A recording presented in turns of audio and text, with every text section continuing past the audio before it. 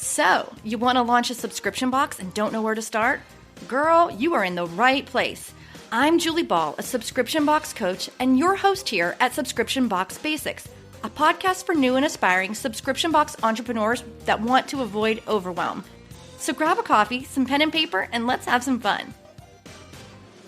Hey, everybody, and thanks for tuning into another episode of Subscription Box Basics. I'm your host, Julie Ball, and today I'm chatting with one of my product vendors, Jake Panavas from Procuremint. Jake is co-founder of Procuremint Inc, which is a business that helps curate and source products for subscription boxes like you and me, as well as other e-commerce brands. Welcome to the podcast, Jake. Thanks so much for being here. Thank you so much for having me, Julie. I appreciate it. Excited to be here. Good, because a lot of people ask me a lot of questions about product sourcing. So rather than me give the information, I'd rather it come from someone like you who is an expert in it. So a lot of people will be meeting you for the first time. So why don't we start with a little introduction, a little background about you, Jake? Sure. So you hit the nail on the head there with I am the co-founder of Procuremint Inc, which we do help curate and source products for various subscription boxes and e-commerce brands. Our whole mantra is that we believe in long-term partnerships, and our goal really in all of this is to save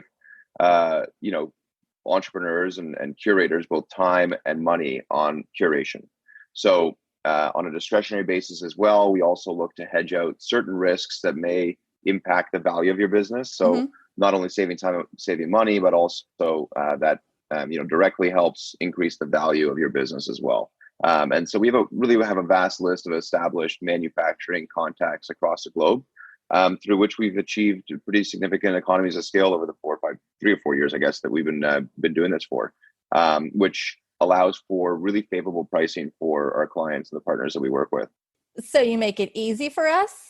You are more or less the middleman, so we don't have to do the back and forth, and you help us navigate through some of those risks of you don't know what you don't know. Like as a subscription box business owner, there's a lot of things that I don't know about product sourcing, especially when it comes to custom stuff. And so that's why I lean on guys like you.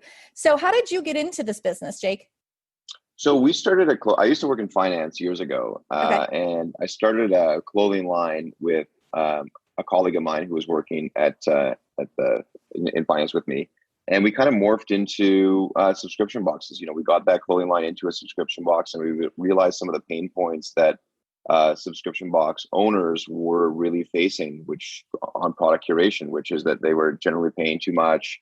They were, having a lot of risk put onto them, and there wasn't a lot of control or power into the box itself. It was more for the brand. So we wanted to switch that dynamic around a little bit and really, give full creative control to the boxes, and really help them streamline that process as best we can. And also, as I mentioned before, save time and save money on that whole process as well. So, but yeah, that's kind of how we got into that kind of weird segue into subscription box world, but we've been in it for a few years now. We love it. Like, it's a very interesting industry. Yeah. And I know a lot of my, several of my colleagues use you guys as well in different sourcing ways for their business, whether they need, small items or whether they need hero items. And so I think that's one of our challenges as subscription box business owners is finding that good mix of items.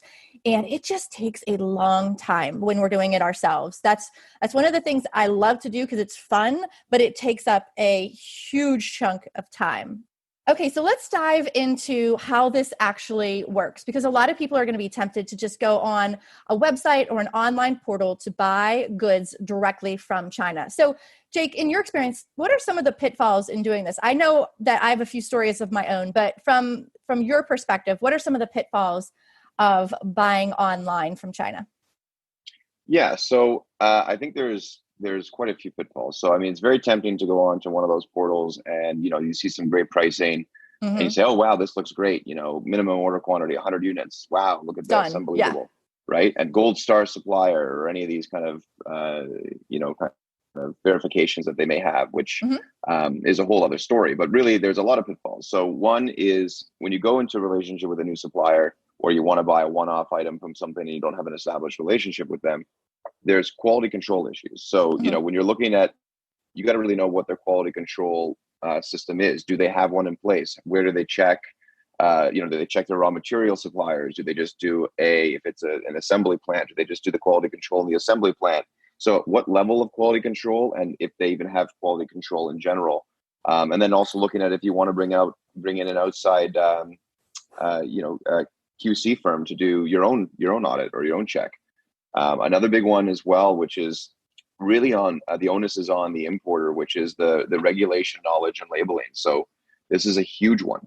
I can give some specific examples, but basically, when you're importing a product into the United States or Canada or Europe or wherever you're importing to, there's regulations required for specific products. There's labeling requirements. The Textile Labeling Act, for instance, it requires you to label, the contents of textiles. What the fiber contents are, where they manufacture, the country of origin.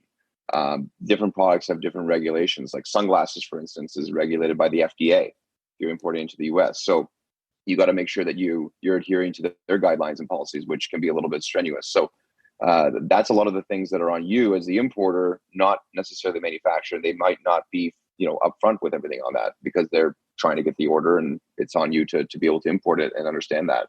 Wow. They also, I'll add as well, they also have some regulations that they need to adhere to in order to export to the US. So they need to be, for sunglasses, for example, that FDA product, they need to be registered with the FDA. So, another one is how much of their supply chain are they aware of? Like I said before, do they have full control over their raw materials? Do they have control over, their labor force? Or is it kind of, what does that look like? Their assembly plants, like where are they actually manufacturing? Are they a trading company? Are they a factory? So a lot of things to take into consideration there as well. Another one would be declaring the values on import. If you're shipping DDP, and explain what that means. So that's duties delivery paid, meaning that the shipper in China will ship you the goods and they're responsible for everything getting into your door. Well, there can be a bit of a conflict there because they're trying to get it as cheap as they can to you and you want to get the product. So there may be some uncompliant imports that are happening without you knowing. And it could be, you might get the product and have no problem. However, product can get held up in customs and it can get held up for an indefinite period of time. They might want to check to see if it really did cost the amount that the shipper is claiming it costed. They may ship it back to China. They may destroy the goods. There's a lot of things they can do if they want, if they really want to dive deep. And it's not really a risk specifically in the subscription box industry that you want to take on because of the tight timelines that are often accompanied with subscription boxes. So just another one just to kind of take into consideration, which if you go the other route, you're going to have to find a logistics company. You're going to have to do a customs broker. You're going to have to do all this on your own, which can be cumbersome as well, and it's sometimes quite costly. So wait, before you go on with that, that would be in the case where it gets to the United States, but then it's your job then to get it to your warehouse, right? Or to your office. So for people who haven't done this in the past, there's a couple different ways to do this, right? So DDP is what you explained previously, and that means that they're going to get it directly to where you need it, right? Your office or your warehouse or whatever, correct? And they're going to pay, and you'll pay a fixed cost for everything, and they'll get it to you for that price. Okay. Ideally. Okay. And then what is it called when they just get it to the United States and then it's your job to pick it up or to contact a logistics team to get it to where you need it to be? Often they do one where it's they do FOB. Like Shenzhen or Shanghai, where they'll get it to the port and they'll say, okay, these are yours now. You ship them to the US and deal with everything else yourself. So then you've got to get either ship it by air or ship it by sea, and then do the customs clearance and all that. So that's generally your responsibility. And that's usually the most common way to do shipments. The other way is it's for less experienced buyers, in my opinion. I mean, that's just my opinion. There might be other reasons as well, but the DDP approach is a little bit more, I guess risky in some ways, doing it with out of China. So, the other big thing as well is, what else is my partner doing for me? So if you've got a manufacturing partner overseas, or maybe one in the States, what else are they doing for you? Are they buying back units? Are they providing options on how to lower costs? Changing products slightly to lower or to get better tariff rates. If you change a specific, fiber in a textile, let's say, you might get a better tariff rate than you would otherwise, just as an example. So things like that. So just, there's a few pitfalls that people kind of fall into when you go into one of those portals and you see all these products. It can be quite overwhelming and exciting.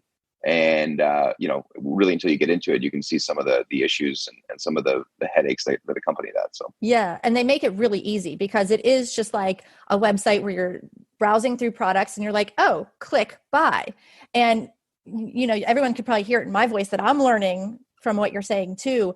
Because you don't know what you don't know. So a lot of times we're not going to know about all those regulations that need to be, taken into consideration. For me, when I was looking at stuff like that, I was thinking of quality. Is this going to be a cheap product? Is this going to be a high quality product? I look at packaging. Is it going to show up the way it's shown in this picture? Is there a lot of language on there that's in another language, but we only ship to the United States. So we would want things that are obviously packaged with English on them. Other cosmetic things are what I was looking at, but from the sounds of it, it's much deeper than that as far as these pitfalls, and making sure that you're not kind of going to get yourself in some trouble. Yeah, exactly. Yeah. And there's tons of them, right? I mean, I'm not trying to scare people off from doing it. So it's just, you want to be really careful in going with that approach. And, there's just a lot of things to consider when you're going down that road. So do your homework. Okay. So let's talk about planning out the curation of products for your box. What are some best practices for that? Yeah. So, being in this business for a few years, working with a lot of different subscription boxes, we've seen everything, every time frame you can imagine. So, from being in their current month, like if they're in, they're shipping out for the month of June, let's say, and it's June 1st, they may still have a product hole they need to fill. And up to things where they're planned 2 years out in advance. So, I think planning is really important when it comes to curation, and planning 6 to 12 months out as kind of a baseline from our experience being a best practice allows for three things. It really allows for reduced risk. So, you have a lot more options if something which is out of your control goes wrong, for instance, customs. So they can take generally takes a week or two or something, but it can take longer for no reason. You could have a completely compliant shipment and they just want to hold it for whatever reason, and then they'll release it. But if you plan out further in advance and get ahead of schedule, you can kind of budget in some more time for that to lower the risk on that front. The other one is cost. Generally speaking, if you're planning out further in advance, you can take more affordable shipping methods or more affordable shipping options that are available to you, sea versus air or whatever. So there's different things like that as well. And then samples and iterations, which I think is really important for a lot of curators. Our best practice is 5 months out, you get a first sample. So 5 months before you need the product, you get that first sample. And then you say, hey, I want to change this, this, and this. It looks good other than a couple of things that we want to change. Maybe it's a color or something. And then at 4 months before you need it, we can give you another sample. So now you've gotten 2 iterations. You're probably pretty good and pretty comfortable with what it's going to look like. And now 3.5 months out, we're starting to manufacture the product, and it should arrive to you about 2 weeks before you need it. That's the ideal scenario that we kind of implement with most of our box partners. And it's just a guideline. I mean, it can change based on different things, but it's just kind of a baseline, what you should kind of be looking at. And what we like to do just to lower risk, lower costs, and keep things as streamlined as possible. But yeah, that's kind of some of the best practices on scheduling and curation that I see across a lot of boxes. So I think that's really, really good advice. And a lot of our listeners are newer to the subscription box industry. And so they're going to be planning out maybe 1 or 2 boxes out at a time. And as you continue to grow and as you continue to scale your numbers, you will start to naturally look further out so that you can take advantage of things like this, where you can custom curate products, you can get better deals on things. And I remember a conversation, Jake, that you and I had that was really, really eye-opening for me. And I don't know why I couldn't think of this on my own, but sometimes someone just has to tell you something. When you look at the entire year, just say I'm looking at 2020 and, this is pre-2020. And I know that I'm going to have certain categories. So in Sparkle Hustle Grow, I know I always need a book. I know I want a tech gadget. I want a piece of stationery, and I want an office supply. And you said, well, when you look at the year, that means you need 12 books, 12 tech items, 12 pieces of stationery, and 12 office supplies. So that is one really easy way to look at it. And that's a really good way to plan things out. And I use a lot of different ways to plan out my boxes, including sticky notes, including samples of things that you send me, and we mock them up in boxes. But I would encourage our listeners to think about what those categories are before they start planning out for this 6 or 12 months. Figure out what categories you want to fulfill and know that you'll need 6 of those for the next 6 months. And then start brainstorming all those ideas and start talking to someone like you that can bring those ideas to life.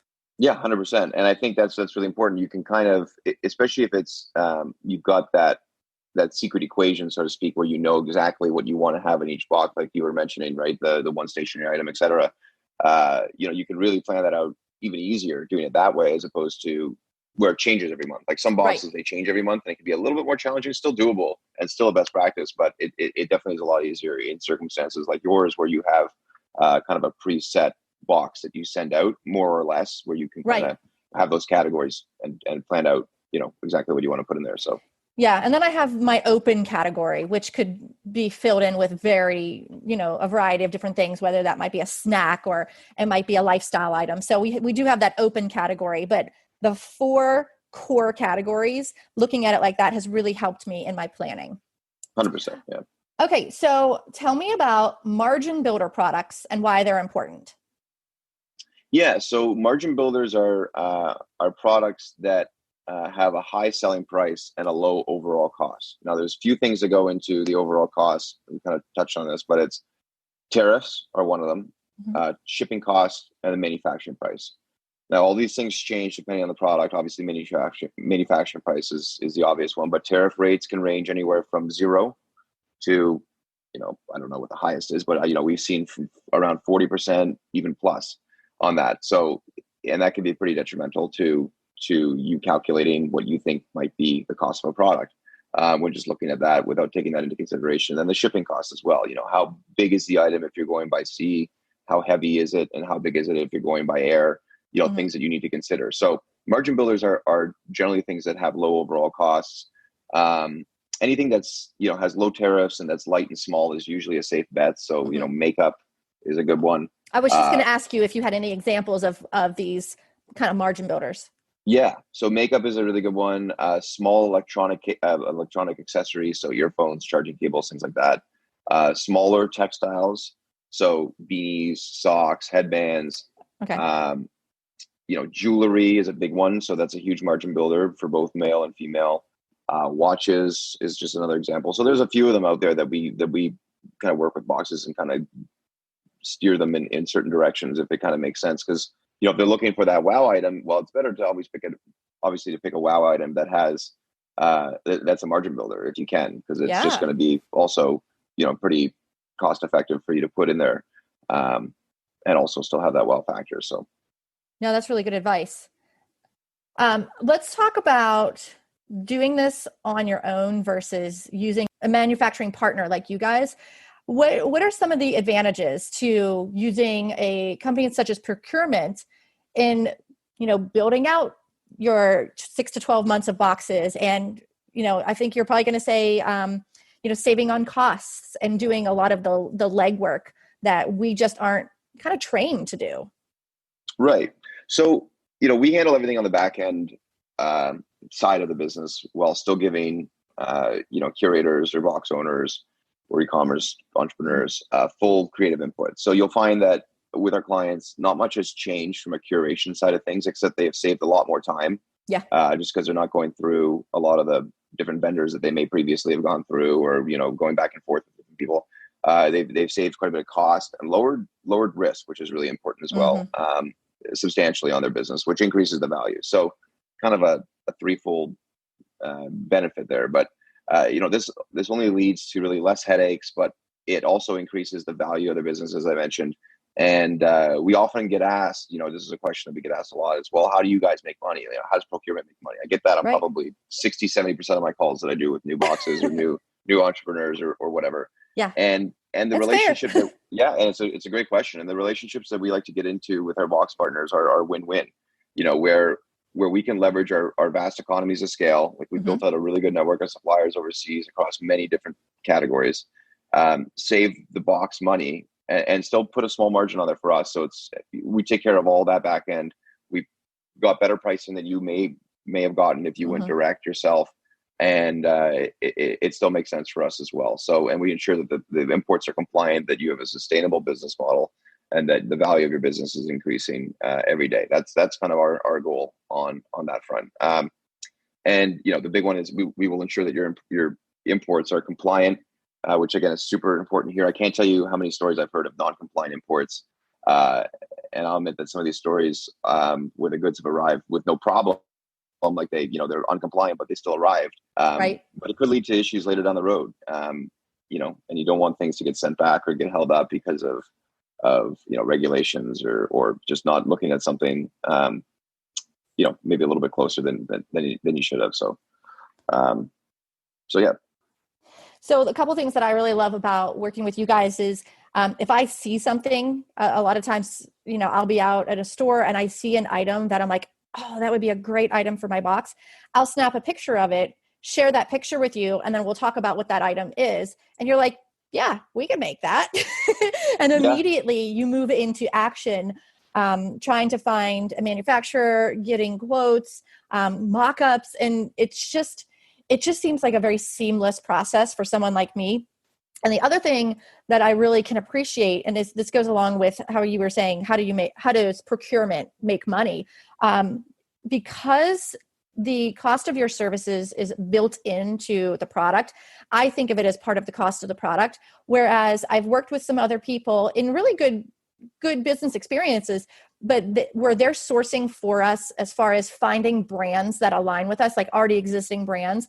And those are, I'm either paying them an hourly rate or a flat fee for getting a certain amount of product. And for me, looking at the cost of each box and the items in each box, it's easier for me to get my head around it when it's already built into the cost of the product, if that makes sense to you.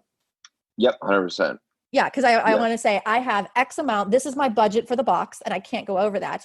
And when it's already built into the cost of the product, for whatever reason, it's just easier for me to get my head around than if I have this flat fee or this other percent that I'm paying somebody else. So that's another thing that I like working with you guys. We've created several products at this point. We've got several in the works.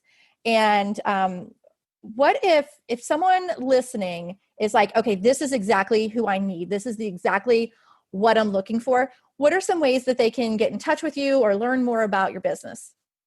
Yeah, so you can send me an email at jake@yourprocurement.com. And, we really look at, most things, anything over, a couple hundred units, so to speak. That's great. So, at that level, we can kind of help out. Usually if it's under that, it can be a little bit difficult, but anything over a couple hundred units, we can usually take on, and we do that anywhere up to, 100,000 or 200,000 units we've done. So it really depends on what it is that you're looking for. But, send us an email, be like, hey, I want to learn more about it or see how you can help me specifically with some of these ideas or products that we have. And, then we can hop on a call or go back and forth in an email and kind of get some more information about your business, and then see what types of products you want to source, and then get you some samples and quotes and get the whole kind of ball rolling, so to speak. So love it. You guys make it so easy. One more question. I didn't prepare you for this one, but what's one of your favorite things about working in the subscription box industry? I like seeing the various types of boxes. Like we work with a lot of different types of boxes. So, you name it, we probably work with it. Yeah, there's a box for everything. Category. Exactly. So, you see a lot of interesting products, some of which you really, really want. You're like, wow, I've never even seen this before and I want one so bad. There's stuff that we're working on right now that's like, wow, I want one of these when they're done. I'm gonna order one for myself or whatever. So, you see a lot of cool stuff out there, which is kind of fun to kind of wrap your head around in, like I said, a lot of different categories. So awesome. So to wrap it up, Jake, I just wanted to thank you so much for your time today. This is a big conversation for a lot of people because they just don't know what they don't know. They don't know the industry. They don't know how to even start. So I hope this conversation really helps guide the listeners about, that big question of creating custom products. And I have a feeling that there's going to be quite a few people looking you guys up. Listeners, if you are loving these interviews and want more of them, be sure to subscribe to this podcast and leave me a review. And that really helps get that content out in front of more people. And as always, thanks for listening, everybody. And we'll see you in the next episode. Thanks, Jake. Thanks so much.